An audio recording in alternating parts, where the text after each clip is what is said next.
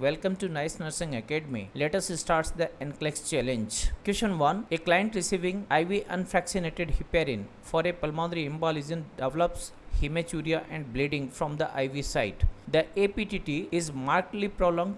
Which prescription should the nurse anticipate? Option A, phytonadione. Option B, protamine sulfate. Option C, idurosizumab. Option D, tranexamic acid. The correct answer is option B, protamine sulfate. Rationally, protamine sulfate neutralizes unfractionated heparin and is used when significant heparin-associated bleeding occurs. Question 2. A client taking warfarin arrives after a fall. A CT scan reveals an intracranial hemorrhage and the INR is 7.8.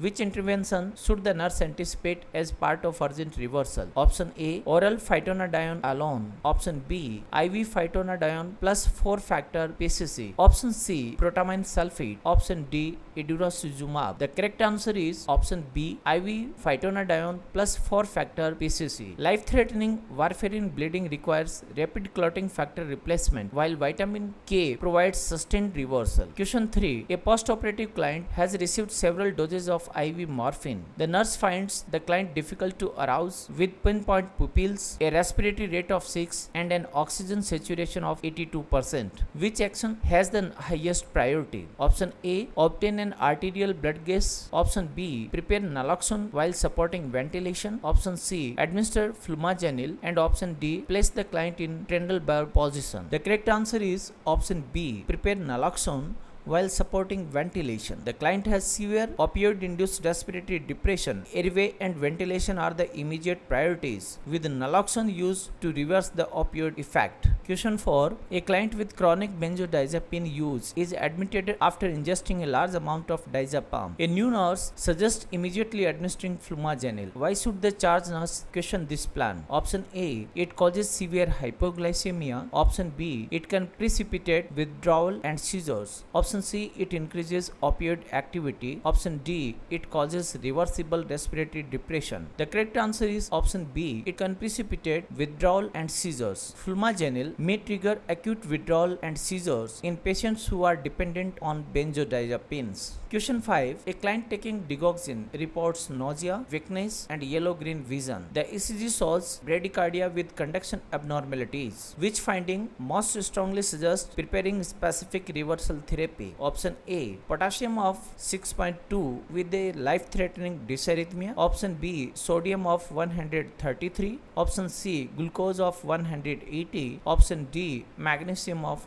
2.0. The correct answer is option A, potassium of 6.2 with a life-threatening dysarrhythmia. Severe digoxin toxicity with dangerous dysarrhythmias or